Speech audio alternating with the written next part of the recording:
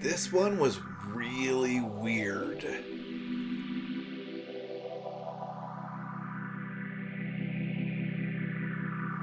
Hello everyone, and welcome to another video by Liminal Spaces. Today I'm going to talk about one of the strangest, most psychedelic, odd science fiction books I've read in a long time, and that is Roger Zelazny's The Dream Master. This was nothing like I expected at all. I had some preconceived bias about Roger Zelazny when I kind of went into reading this, and all of that was completely shattered by, number one, how strange, but also how good this book was. Now, I wouldn't even have read this novel if it wasn't for the fact that I had made a video last year about one of my favorite writers, Haruki Murakami, and his book Hard-Boiled Wonderland and the End of the World. While I was researching the video for this book, I read the Wikipedia page about this, and there was a section that talked about what inspired Murakami to write this book. One of the books that came up was The Castle, and that this really inspired one half of the Hard-Boiled Wonderland and the End of the World. For the more science fiction side of the novel, a lot of people were guessing that it was William Gibson's Neuromancer that actually inspired him. And this came out, I think, either the year of or the year before Hard-Boiled Wonderland and the End of the World came out. And Murakami himself has come out and said no, he did not read this book when it came out, and it was not what inspired Hard-Boiled Wonderland and the End of the World. It was actually Roger Zelazny's Dream Master, which I was pretty shocked to see, because in my kind of biased mind, I thought of Zelazny as nothing more than the fantasy writer that wrote the Amber Chronicles, which I've never read. I've had them recommended, so they've always kind of been on my to be read list, but I had a tendency to not really think of him as a groundbreaking writer, which wasn't really very fair. And this reading has completely shattered all of that. This book is probably the most fun I've had since this channel started, reading something that I hadn't read before. Really, really incredible stuff. Okay, let's talk a little bit about the history of this book. In January of 1965, this magazine came out, Amazing Stories, and it introduced the world to a new writer, Roger Zelazny, and it had the novel, He Who Shapes was what it was called. And then in February, it concluded the novel. So 2 volumes, January and February of 1965, and these are the first time the world ever heard of Roger Zelazny, his first publications. He originally wanted to call this novel The Ides of October, but the editor of this magazine didn't like it, so they had him change it, and he changed it to He Who Shapes. Then, later in 66, after a thorough rewrite and expansion, he called it The Dream Master. This came out in 1966, Ace Books, and was the second Ace novel published by Zelazny. But before that, the magazine version won the first ever, 1966, the first ever Nebula Award for Best Novel. And it actually tied with Brian Aldiss, a British writer, and it was his novel called The Saliva Tree. So he tied in 1966 with, or for the best novel of 1966, and the first recipient of the Nebula Award. Now this gets really confusing, because if you look at Wikipedia, it'll state that his first novel is actually a book called This Immortal. Yeah, This Immortal is considered by Wikipedia, and sometimes I've heard even by Zelazny himself, to be his first novel. But technically it is not. It's his second, because this didn't come out until November and I think October and November of 1965 in the Science Fiction and Fantasy magazine. So it came out about 8 months after The Dream Master. However, it was the first novel that Ace published of his. So I think that's why it's considered his first. But it's not. The Dream Master is actually the first. Interesting bit of side information. This novel won the 1966 Hugo Award. It tied with Dune by Frank Herbert. This is wild to me. So basically, Roger Zelazny wrote 2 novels in 1965. The Dream Master was the first one, and This Immortal was the second one. And both of them won him a very coveted award for that year, or for the year after, 66. This won the Nebula, and it did tie. And this won the Hugo, and it tied with Dune. That is incredible. To have basically never published before, to publish a novel, and then have that one win the Nebula, publish your second novel in the same year, and have that one win the Hugo. It's incredible. It's outstanding, and it tells you kind of the quality of writing we're dealing with when we're talking about Roger Zelazny in these first 2 novels. For some odd reason, out of those 4 novels, Dune, The Saliva Tree by Brian Aldiss, Roger Zelazny's This Immortal, and Roger Zelazny's The Dream Master, only Dune is still really talked about. That one really stood the test of time. But Roger Zelazny's work, in my opinion, is every bit as well written as Dune. This Dream Master is really, the prose are just absolutely incredible. It is also it assumes that the reader's intelligence is very high, and becomes kind of a puzzle within itself. So I'm not sure why this one didn't last like Dune did. Perhaps the fact that it's more of a kind of gritty urban science fiction instead of the more fantasy science fiction of Dune. I don't know, but it is absolutely worth a read.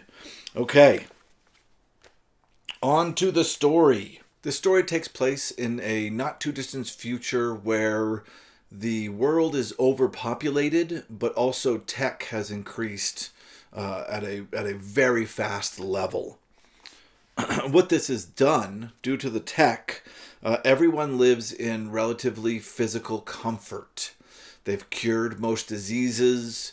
There's no starvation or anything like that. Everybody's very comfortable. But the tech is also starting to make people feel kind of isolated. And basically, all of Earth is kind of this urban environment that is making people feel estranged from their fellow humans. And it's creating a lot of mental neuroses that people are suffering from. So in order to combat this, the tech explodes around psychology and therapy, and they create a machine that leads to the invention, basically, of what they call in the book neuroparticipant therapy. In neuroparticipation, the patient is hooked up to basically an egg-like machine that allows them to enter a simulation that is directly controlled by the analyst's mind. So they get into this machine, it creates a whole virtual world, but the virtual world is made and controlled by the therapist. So the therapist or the analyst can create dreams and nightmares or wish fulfillment scenarios in order to understand and sometimes cure patients' neuroses.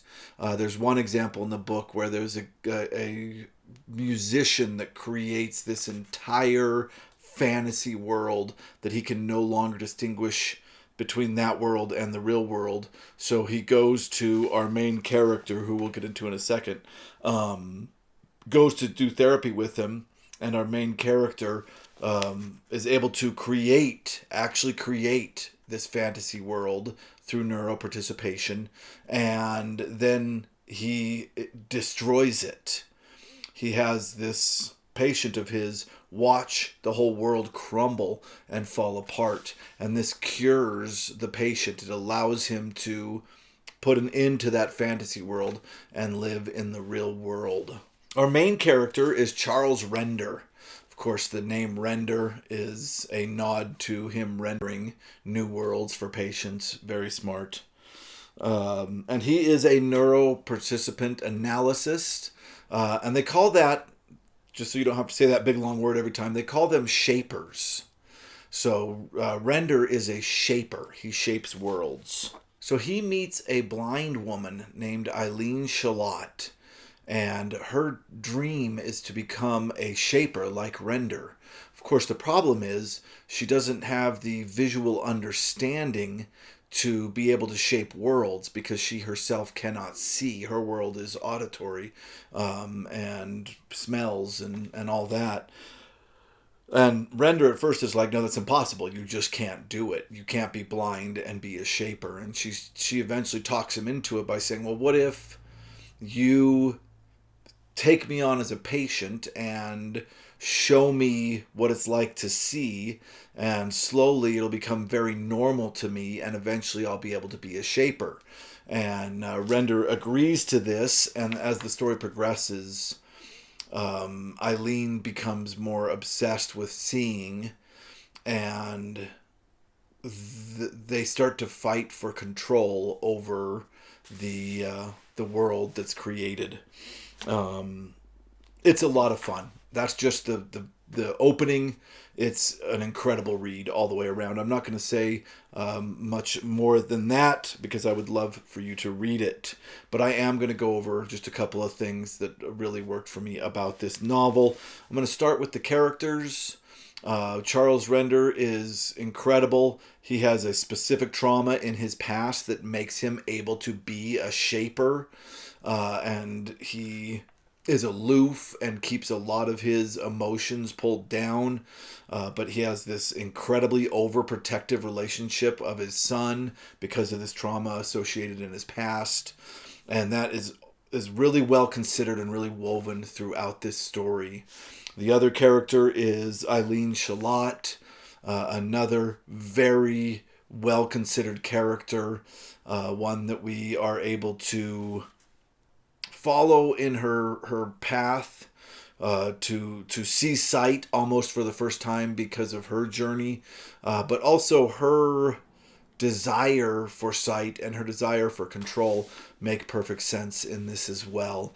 You can tell that he really studied these characters and brought them to life on the page. It's beautiful.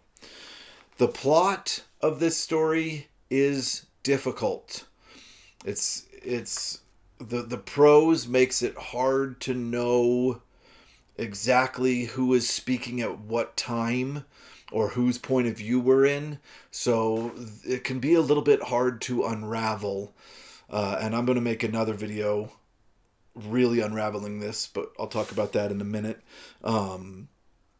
If you like a story that's a challenge like I do, this is, in my opinion, the exact right amount of challenge. It is, in my opinion, it has to be read twice, and the second time through is incredible, just as the first time is, because you're able to unlock things that you weren't able to in a first read. But if you're not looking for that kind of read, if you prefer something that you can take in the first time and understand thoroughly, then the plot might push you away from this.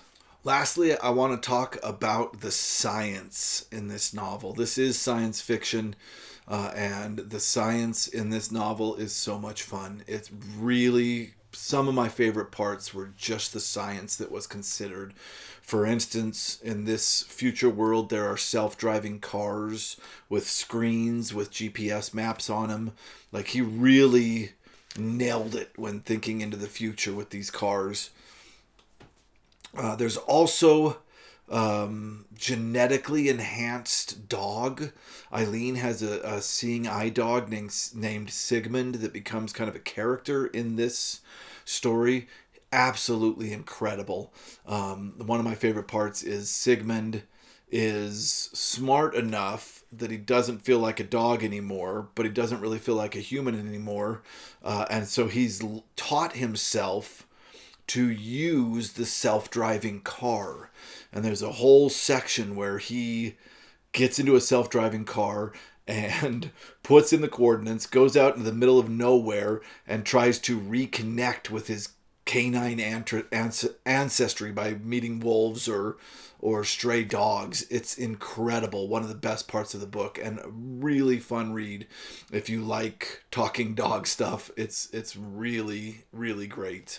When it comes to ranking this novel, I could easily give this a 10 out of 10. It goes right up there with Hard-Boiled Wonderland by Haruki Murakami for me. I can see how inspired Murakami was by this novel, and it makes sense. And it was really fun for me because seeing that he said this is what inspired him to write that was almost like my favorite writer giving me his suggestion for a book I should read. And it was spot on. If you like Murakami, you will absolutely love Roger Zelazny's He Who Shapes. So, that's the end of this video. I am going to make another video about this book. I'm going to make it right now, but I'm not going to keep them together. This next video is going to be a deep reading. When I was done reading this book, I had to go to the internet to see if anybody understood it better than I did. And the answer was not really. There were some people that had some really great interpretations, but I didn't feel like anybody studied it through textual evidence and was able to present a case of what exactly was going on. So I ended up deciding that I would have to reread it, and I'm going to make a video of my interpretation and the evidence I feel is existent in this book to back that interpretation up, and post that after this one, so that if you have read this book and you really have questions that you'd like to chat about or see different interpretations about, then you can watch that video. All right, thank you very much for watching this to the end. If you like this video, please press like. If you like this kind of content, please subscribe. We're going to make a lot more of it in the future. And thank you very much for watching.